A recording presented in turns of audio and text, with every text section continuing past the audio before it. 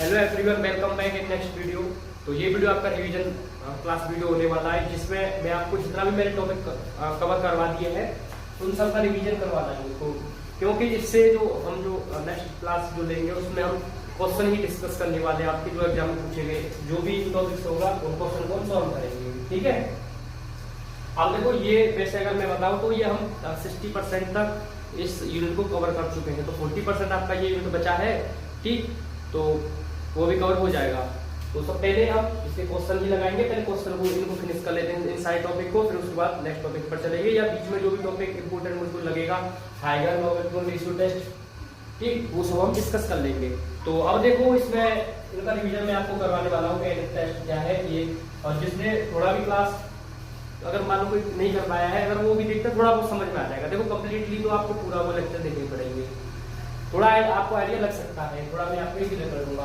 तो सबसे पहले मैं आपको बता दूं कि आपको बार बार ये चीज देखने को मिल जाएगी जो फर्स्ट टाइम देख रहे हो कोई दिक्कत आ रही होगी। इंटीग्रल इनफिनिट, ये आपका समीकरण, ठीक है, ऐसे un ये आपको मैं लिखता हूँ बार बार, ये आपको दिखता होगा। तो आप इसका मतलब अगर कुछ लोग है, ये भी हो सकता है कि जिन्होंने पढ़ा वो समझ लो कि ये सिर्फ ऑर्गेनेटर में है, ठीक। तो ऐसा नहीं है, ये इसका मतलब पता क्या है, ये आपकी 1 to इनफाइनाइट, यानी आप इनफाइनाइट टर्म का ये सम दिखा रहा है आपका, ये यानी है कुछ नहीं, ये Sn है आपका, सीरीज का क्या है, ये Sn है। अब देखो, जो यूनिट 1x में हम पढ़ते हैं पॉजिटिव टर्म सीरीज ही हम इसमें पढ़ रहे हैं, आपके पॉजिटिव नेगेटिव टर्म सीरीज हम यूनिट सेकंड में पढ़ते हैं। तो फर्स्ट में आपका पॉजिटिव टर्म सीरीज होती है और ये आपका Sn को दिखाता है। अब इसका समीकरण का मतलब आप जानते हैं क्या है, एडिशन होता है। तो जैसे आप टर्म लोगे u1, फिर दूसरा लोगे u2, फिर u3, तो इस तरीके से आप इनफाइनाइट टर्म का आप एडिशन लोगे तो वही क्या हो जाएगा, इनका सम हो जाएगा, ठीक है। तो सम है ये आपका, कुछ नहीं है सीरीज का, ये अगर आपको बाद में कंफ्यूज कर रहा हो, ठीक। अब एन टेस्ट क्या था, एन टेस्ट ये था आपका कि जब आप limit n tend to infinite un, अगर ये लेते हो, अगर ये फाइनाइट आता है तो सीरीज कन्वर्जेंट होती थी, ठीक है। सी का मतलब कन्वर्जेंट लिख रहा हूँ, आप अपने उसमें लिख लेना, या फिर मैं लैंग्वेज की फॉर्म में भी आपको लिखवा देता हूँ। यहाँ पर लिख रहा हूँ मैं इसको, तो एन टेस्ट को the series is convergent if limit n tend to infinite Sn equal to k, अब k इज फाइनाइट होगा, ठीक है।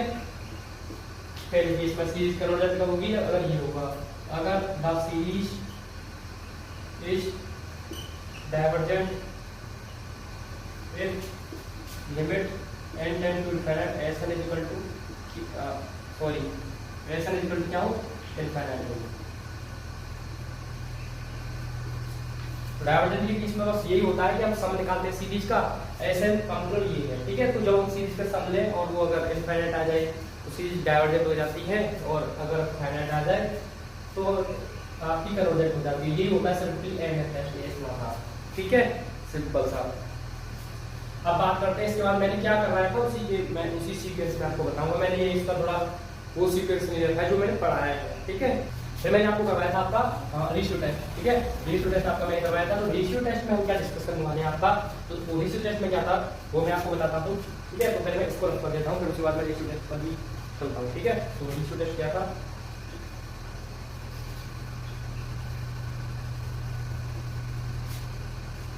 तो देखो रेशियो टेस्ट में क्या था, आपके प्रेसिडेंट टर्म देते हैं, जैसे मान लो सीरीज है, और सीरीज का जैसे अगर आप कोई ये समझ लो सिंपल सी लैंग्वेज में, जैसे आपके पास कोई सीरीज है, ठीक है, जैसे un कोई सीरीज है मेरे पास। अब ये चीजों में आपको यहाँ पर क्लियर कर देता हूँ।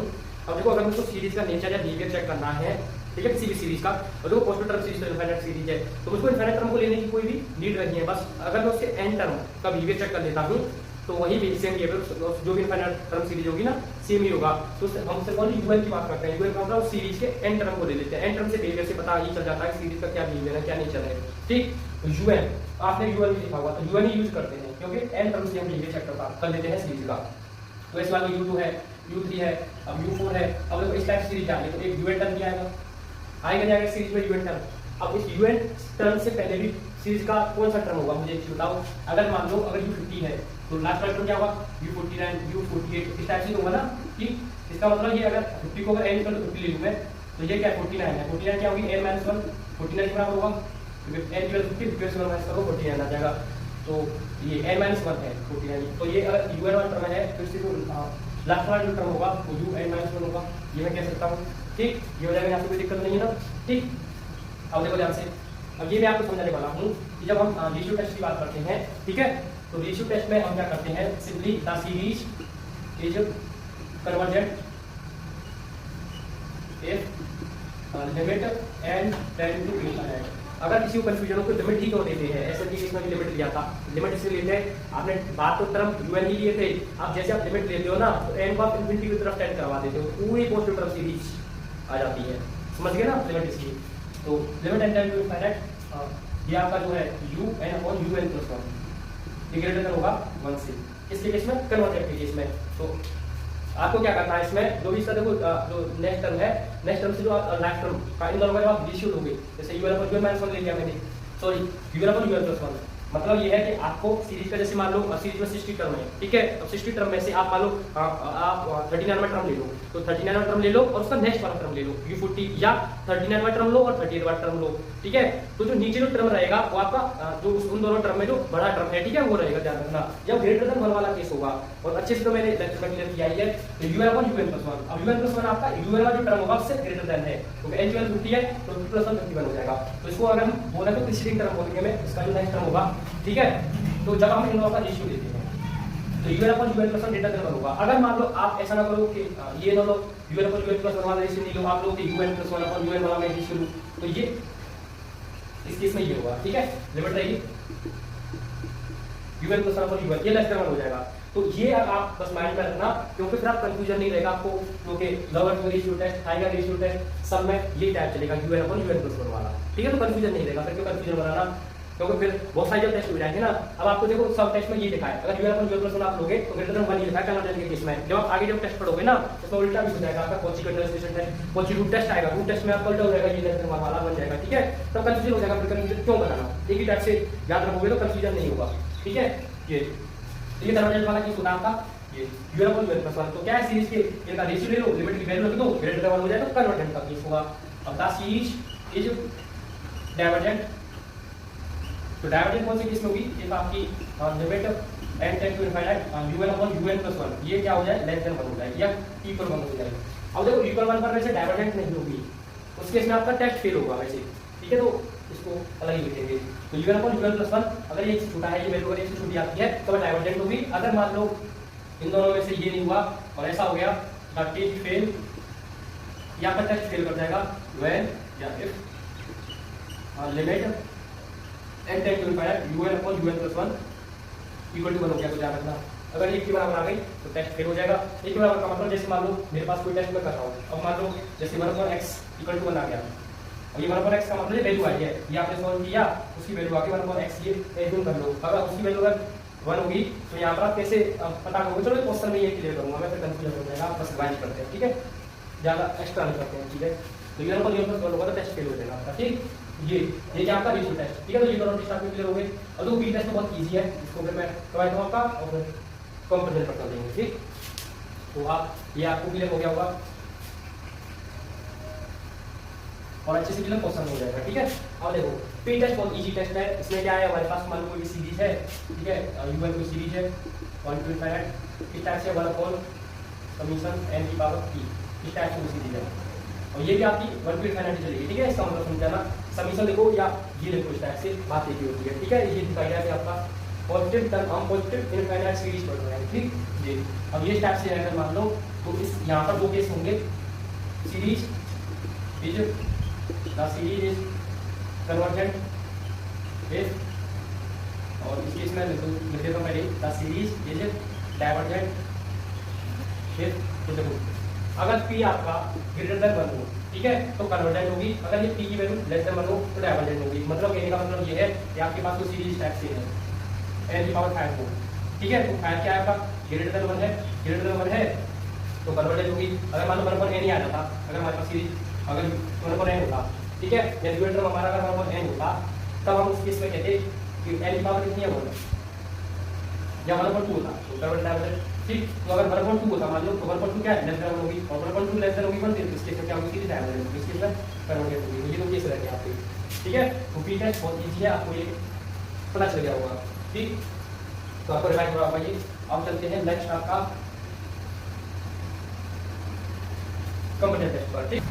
ठीक, तो देखो एक चीज और याद रखना, पी टेस्ट में मैं भी भूल गया क्या था, p less than equal to 1 या पी इक्वल टू 1 पर भी सीरीज डाइवर्जेंट होती है, ध्यान रखना पी इक्वल टू 1 पर भी सीरीज डाइवर्जेंट होती है, ठीक है, ये आप याद रखना पी टेस्ट में टेस्ट के लिए करता हूं इसमें। अब देखो अब आप बात करते हैं कंपैरिजन का, जो कंपैरिजन टेस्ट मैंने आपको बताया था, तो कंपैरिजन टेस्ट में क्या होता है पहले समझ लो। कंपैरिजन टेस्ट में आपके पास कंपैरिजन टेस्ट, अब तो कंपैरिजन करना है मुझे, एक चीज बताओ, अगर मुझको कंपैरिजन करना है तो दो ऑब्जेक्ट में कंपैरिजन कर सकता हूं या दो वस्तुओं मेरे पास हो, या कंपैरिजन तो हम दो चीजों में ही कर पाएंगे, ठीक है। तो कंपैरिजन करना है इसका मतलब दो यहाँ पर क्या होगा, हमारे पास सीरीज होगी। तो अब देखो एक सीरीज को मैं यूएन मान देता हूँ, एक सीरीज को मैं बीएन मान देता हूँ, ठीक है। अब इसकी कंडीशन क्या कहती है, इसकी कंडीशन कहती है अगर आपकी जो सीरीज है, ठीक है, बीएन सीरीज, अगर आपकी ये जो बीएन सीरीज जो है आपकी पॉजिटिव, ठीक है, पॉजिटिव फाइनाइट टर्म सीरीज आपकी, और अगर आप बीएन क्या पॉजिटिव फाइनाइट सीरीज है, और आप जब आप limit n tend to infinity u n upon b n, देखिए अगर ये भी फाइनाइट एंड नॉन जीरो आ जाए, फाइनाइट और नॉन जीरो आ जाएगा, ये इसी आ जाए, तब उस केस में u n and b n both are converge, और यूएन और बीएन बोथ आर डाइवर्ज।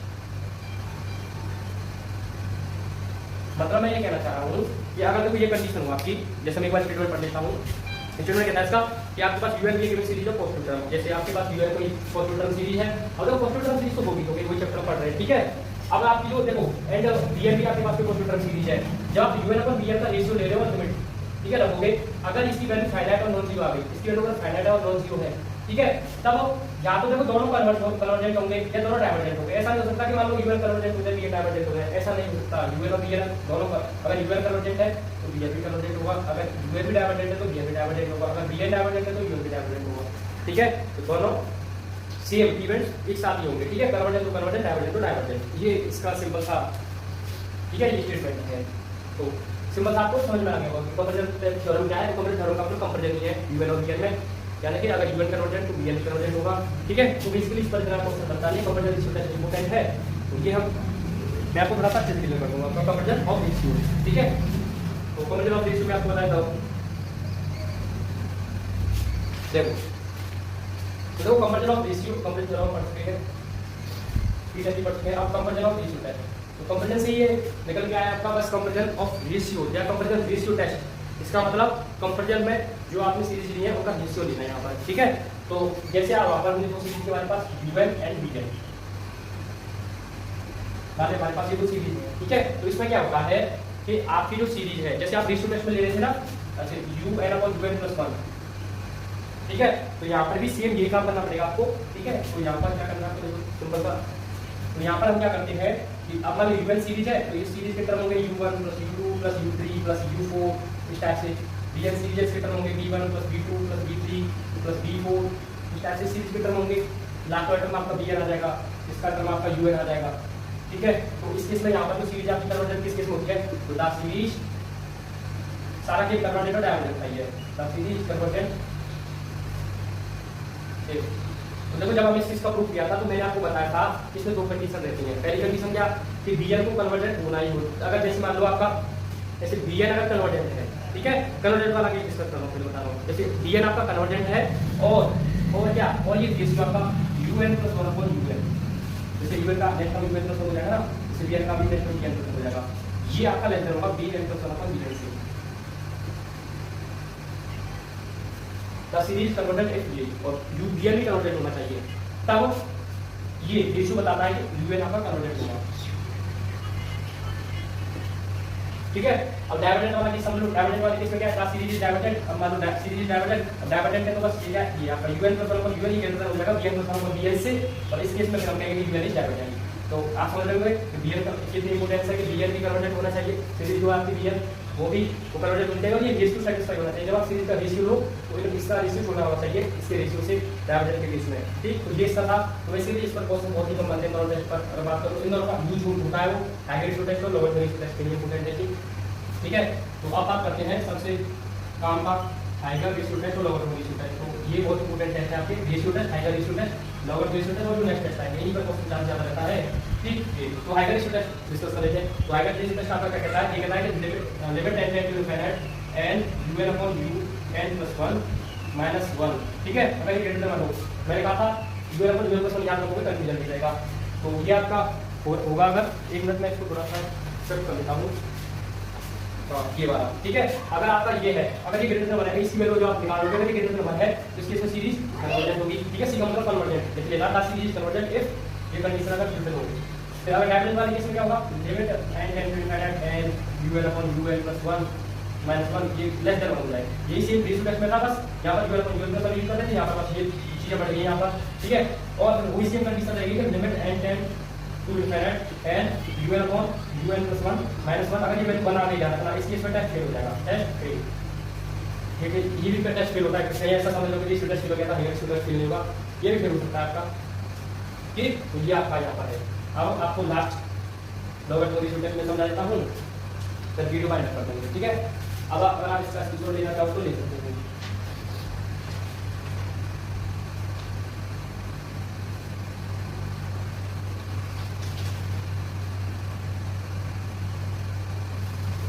तो आप इसको ले जाओ। अब देखो सिंपल सा ध्यान रखना, हाइगर इसी टेस्ट को रेबी टेस्ट भी करना है, तो रेबी नाम से आपको देगा, हाइगर इसी टेस्ट भी देता है और रेबी टेस्ट भी देता है, कहीं कंफ्यूज नहीं हो जाएगा कि रेबी टेस्ट क्या है आपका, ठीक है। तो अब देखो लॉगरिथम इसी टेस्ट मतलब लॉग होगी, बस इतना ही है। तो द सीरीज इज कन्वर्जेंट आपका इफ आपका limit n tend to infinity आपका n log un upon un plus 1 greater than 1, ठीक है। कन्वर्जेंट वाला केस में द सीरीज इज डाइवर्जेंट आपका एक limit n tend to infinity n log un upon un plus 1 less than 1। Test fail होगा बनता, वो तो फिर मैं बार बार क्या लिखूंगा तो आप क्लियर हो जाएगा, ठीक है। तो ये था, तो सिंपल सा है, बस कुछ नहीं है। यहाँ पर क्या अच्छा लिखना है, साफ सही है, n log un upon un plus 1, ठीक है।